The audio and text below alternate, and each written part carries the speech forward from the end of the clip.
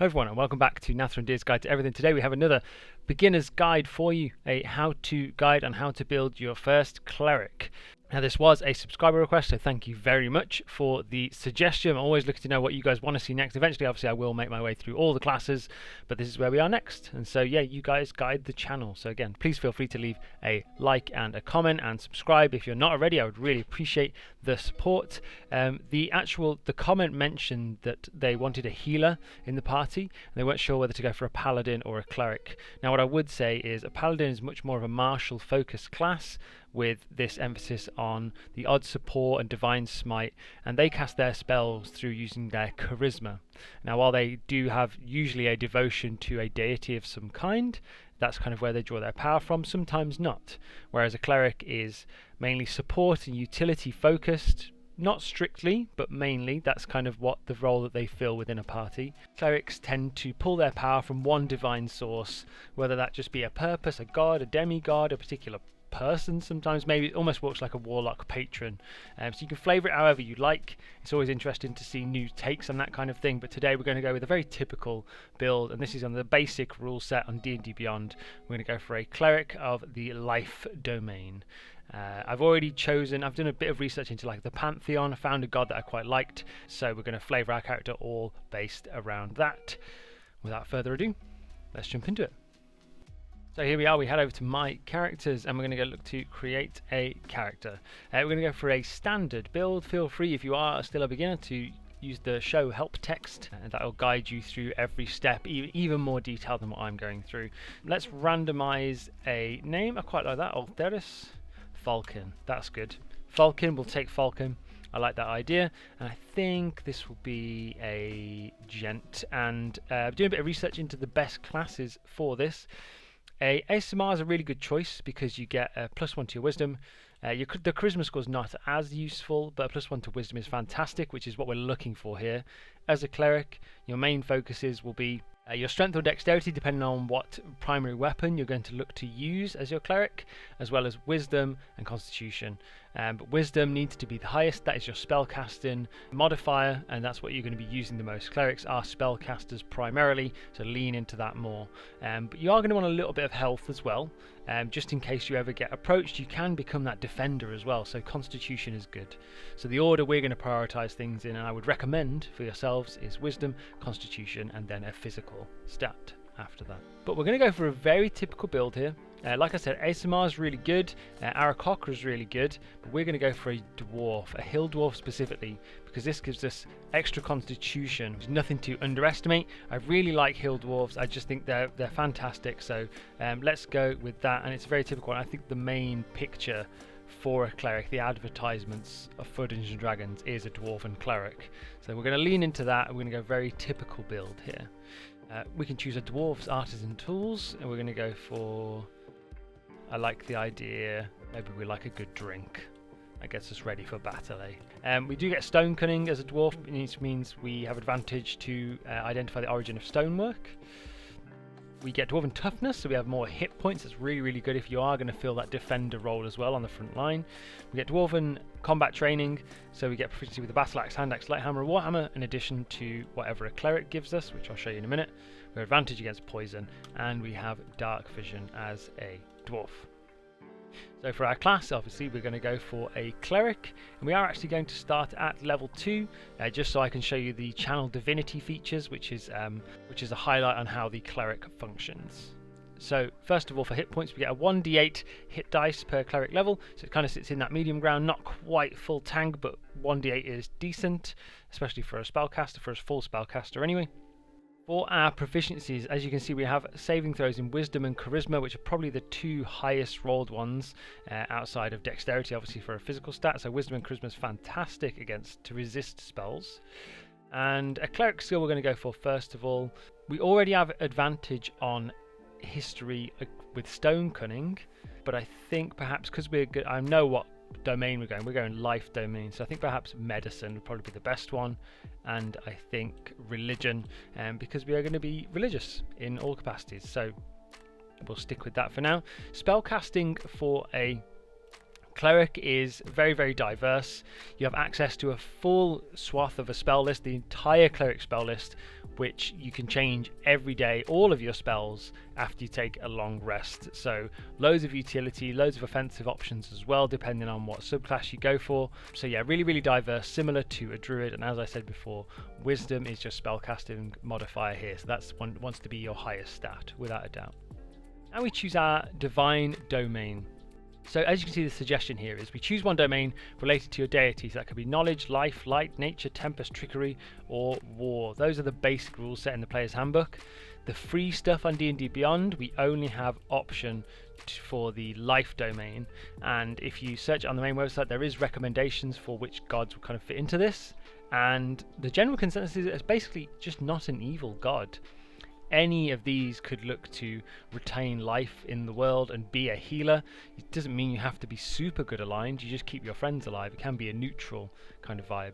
But we are going to lean into a specific god, which I'll show you now. So literally just moving over to Wikipedia for us, just for a second, I found this lesser deity known as Demeter, and it's an interloper goddess of fertility and agriculture from the Olympian pantheon. Now there is no evidence that she's actually worshipped in the realms, but the lore comes from somewhere, and I thought it was really, really fun. But again, this can be literally any god from the pantheon other than evil aligned usually. Great examples of this, more well-known ones, are Lathander and then perhaps Pelor. Pelor's a big favourite of mine, just to kind of the critical role side of things, which I'm obsessed with for all intents and purposes. But yes, I believe Demeter is the one we're going to go with, and I really liked not so much the artwork of her here. She's just this, I guess, this female form of like agriculture and fertility, as I mentioned. She has this really cool vibe about her. Her avatar is this kind of mare form, this horse, and you can see her holy symbol is just down here, which is really nice. She has some minor shape changing capabilities, so if you ever wanted to like multi-class into a druid, which also uses wisdom as their spellcasting, you could do that, absolutely. She has this theme on teleporting and plane shifting and guarding sacred objects, so that could be something to do there. You can speak with plants, animals. She can create any magical items. So this is a lot of flavour that you could pull from your goddess to move into your character and craft a backstory around that. Perhaps you're a smith in a past life, or you kept animals, whatever it might be. How did you find this god? And on a more aggressive note, I really like that she possesses a chariot that was pulled by 2 ancient green dragons. Just gives me a fantastic idea for like what a custom armor set could look like. And she also wields a spear that was enchanted. So I thought that gives me a great idea for what our primary weapon could be on our character. So let's jump back into D&D Beyond. Now you've got a bit of backstory around this. The lovely haired Demeter. The Demeter of the splendid fruit. The gift giver. All these things, all these names. The gift giver is quite a good one. You could refer to her as that rather than saying her full name out in the world. But regardless, a lesser known deity, but a really fun one. So back into here, when we've chose this domain, we actually gain proficiency with heavy armor, which will be the goal of our specific character, this dwarf. We're going to go for a set of full plate in the future, which is what I'd recommend. Half plate is efficient for a cleric, but full plate is really good if you're going for a strength based or like frontline defender build as well. So our Disciple of Life feature as a life domain cleric. At first level, our healing spells are more effective, straight out the gate. Whenever you use a spell of first level or higher to restore hit points to a creature, the creature regains additional hit points equal to 2 plus the spell's level. So for example, we cast a level 2 healing word, they get the healing from that, but they also get 2 plus the spell's level, which is another 2, so plus 4 total. Really effective, just keeps your party topped off with any healing spell you cast. It's just more effective. Now, level 2, I wanted to check in with our Channel Divinity, which is something every cleric gets, and it's this ability to use our divine energy to turn and or destroy undead moving forwards. So Channel Divinity is like, I guess, another set of spell slots. You're going to get a very limited amount per day. You start with 2 such effects, Turn Undead and an effect determined by our domain, which you can see is that Preserve Life just below where we are now. But essentially, Turn Undead, as an action we present our holy symbol. Each undead has to make a wisdom saving throw within 30 feet. If it fails, it's turned and has to run away from you or until it takes damage. So they're just scared of you. As a cleric, this holy power, you're just rejecting all undead and I guess necromantic energy away from your vicinity. But our specific channel divinity for choosing the life domain cleric is Preserve Life. We can use our channel divinity to heal the badly injured. As an action, you present your holy symbol and evoke healing energy that can restore a number of hit points equal to 5 times your cleric level. So even at this level, at level 2, times 5, that's plus 10 hit points just straight out the gate. There's no rolling for that, it's just plus 10. Really, really effective. And mixed with our Disciple of Life, keeps going on top of that with all the spells we cast and things. Another great thing about this, it doesn't have to be on one target. We can choose any number of creatures within 30 feet of us and divide the hit points amongst them. So if everyone needs topping off a little in your party, you can do that as well. This feature can restore a creature to no more than half of its hit point maximum. You can't use this feature on an undead or a construct, but this essentially obviously scales way up later in the game. So if it's 5 times your cleric level and we're a level 20 cleric, that's 100 hit points between the whole party, and you can use that all on one person, get them up to half, go to the next person, whoever needs it basically, which will probably be your frontliners, I would think. That kind of finishes off the actual cleric side of this class for level 2, so we'll move on to our ability scores, and we are going to roll them just because it is more fun. We'll probably do 2 sets depending on how the first one goes. Okay, so we have these 2 choices here. One is pretty underpowered, to be honest, and one is a little overpowered. So I guess in this case we'll just go for the overpowered one. There's no harm in it. Again, this is a hypothetical character build. You can do your standard array, or you can do point buy, whatever your DM prefers when you're creating your character. And if you do roll, make sure you always do it in front of your DM, just so they know there's no funny business going on. So we're going to go for our high stat of wisdom. We absolutely need that. Second up, we're going to go for Constitution, I believe, and then I think we can probably safely say Intelligence will be our lowest stat, and obviously these are all the same, so it doesn't really matter where these go. So we'll stick all those in there, apply, lovely, just like that. And it's not incredibly powerful, but the 16 Wisdom star is fantastic. That's exactly what we need. So as I said, we've got Falcon. Let's just give him a little portrait quickly, and I'll find a better one in the future, but I think something like, quite like the idea of almost a Witcher vibe with the white hair, so let's go with that, why not, rather than just being an old gentleman. So alignment, I guess, actually is quite important for a cleric. In this particular case, if we go back to Demeter, I think she was neutral good. So going back to Demeter to find our alignment, her alignment is neutral good. So you could argue that you should probably go down that line, or at least lawful, or maybe even more good than that, so lawful good. But I think a neutral good, because she is like of nature as well, so not necessarily one for civilization and building. She wants to preserve some of the wilderness and things like that. So we'll go neutral good. We do the best they can to help others according to our needs. Many celestials, some cloud giants, and most gnomes are neutral good. So there's a bit of selfishness there, which kind of leads into the dwarf side a bit, I guess, but there is that good intention without a doubt after it. For a background, we'll absolutely go with an acolyte. We are devoted to Demeter, we are devoted to our god, and we have this religious nature. We've spent our service in life of this, and now perhaps it's time we went out on an adventure and started hitting down some evil gods or enemies or demons or devils. Whoever the villain is in your campaign, you can always flavour it to kind of suit. We get proficiency with insight out the gate, and because we have high wisdom, we have to go for perception. Perception is the most rolled skill in the game. Always take that proficiency if you can, even if your wisdom is low, take it. Any bonuses are good. We can already speak Dwarvish because we are a dwarf. I imagine we would mix with what kind of society? A bit nature focused. Let's go with Sylvan, and I think Celestial, just due to our religious nature. I think that'd be really, really fun. And a background feature of being an acolyte, we command the respect of others who share our faith, which I imagine actually in this specific world that I'm thought up in my head wouldn't be too popular. I think this would be a case of you find the odd person here and there, so it's quite fun to just have a random encounter, and perhaps you can spread awareness. You can get more people to worship Demeter, and she'll become more powerful over time. Like I said in the wiki, there wasn't any open worship of her in Faerun. We're starting it off. But again, you can find any god you want. You can make your own god and just discuss with GM how to make that happen, basically. You can always go to the Gods of the Multiverse section if you need some quick inspiration for the Pantheon. There's all these gods here, a good list of what you could choose to worship, and you can just give them a Google and see kind of what they're about, or you can just stick with what you know here. Just nothing evil for a life cleric is what I would recommend. So we will roll some characteristics for Falcon, just to lean into this cleric vibe. We got a 3 and a 2. I see omens in every event and action. The gods try to speak to us, we just need to listen. I guess we have open ears to that kind of divine realm. We're trying to get our party perhaps to do the same thing. That's really good.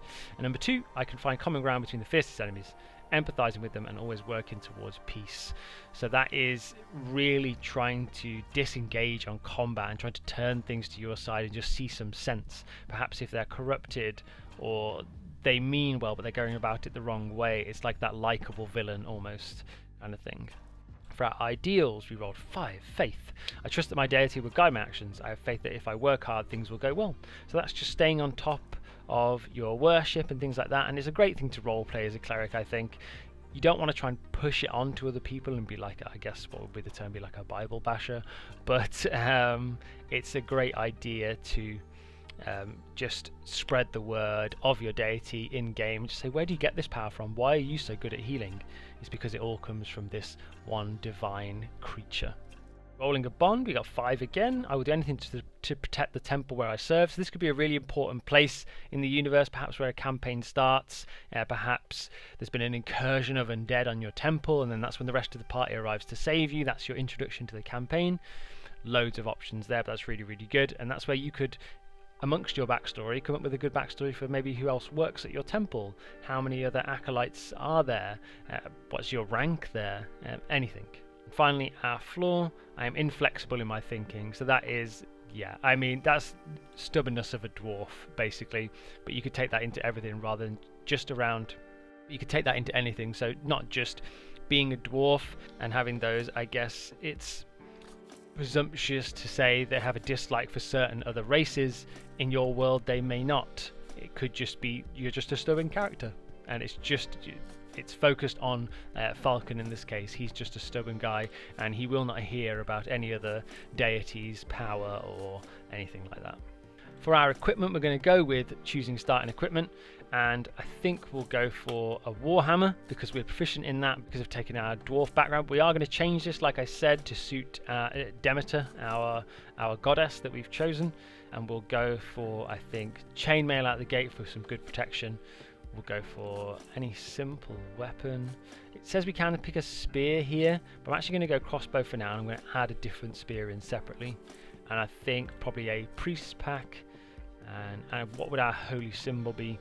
I like to think it's probably an amulet that we wear around our neck. That's a nice one, maybe like a spearhead with 2 green dragons coming off the side, or just the typical symbol of the mare that we discussed earlier. And a smaller one for when we entered our priesthood, perhaps just a little emblem that we keep in our pocket, and I think a prayer book for sure. So we've added all that to our starting equipment. We can go to what's next, and then there's not much to see there. So we'll go to view, character sheet, and we'll check out our Hill Dwarf Cleric, Falcon, here. So I've taken some creative liberties at the start of this and added into my inventory a spear +1, which maybe we got as a reward for proving our devotion to Demeter from our priesthood, essentially, being this devoted, being a cleric of her. We got a green dragon spear, so a magical weapon out the gate, which absolutely is a possibility. Again, everything is just ask your DM what is possible and what isn't. This could just happen over time. It's just an upgrade from level 1 to 2. Perhaps there's a very serious moment where you're almost at death and you pray one last time. She grants you a weapon to smite your enemies with. This is just a +1 spear, the green dragon spear, I imagine, kind of green wrapped leather, maybe a short spear in some capacity, but with 2 kind of green wings coming off the top. Just a bit more flavour. We're going to pick some spells together now, and again, being primarily a healing cleric with our buffs into wisdom, I think it's really important that we lean into that. So as a life domain cleric, we always have bless and cure wounds prepared. Bless is an incredible early to mid game buff, D4s to attack rolls and saving throws across the board for anyone that you choose. Cure wounds is a heal, it's fantastic. Obviously we do that bonus because we're a life domain cleric. You have to choose Guiding Bolt. Guiding Bolt is bread and butter of cleric spells. I kind of got ahead of myself there. We'll do our cantrips first. Guidance, I think, for a D4 on any ability check. That's really good. Spare the Dying stops people from dying. If they're down, it stabilizes them. And I think perhaps resistance isn't really the best. So Not a huge fan of that. I think we'll go for some radiant damage just to make sure we've still got that offensive tact for some sacred flame there, which is a little flame-like radiance we can chuck at something, basically. Right, and then first level spells, I got ahead of myself, but Guiding Bolt, absolutely incredible. It's a roll to hit, so it just goes on your spellcasting modifier, and it's a very powerful spell that gives the next hit advantage. It makes creatures glow with radiant light after you've hit them. I think we are a life cleric, so I'm going to try and keep it as positive as we possibly can. That bond we got earlier, that personality trait where we try to avoid fights, I think this could be a really good one. Command, so we use our just general charisma to try and like deter things from attacking us or from a situation getting out of hand. I think perhaps Healing Word as well, so we've got some bonus action economy, so that's really good for, I guess this is more min-maxing a little bit, but a bonus action means we've got something to do as a bonus action, because at the moment we don't have many things. So Healing Word has a range of 60 feet and it's still a heal, not quite as good as Cure Wounds, which we get anyway, but Healing Word is a fantastic one to take.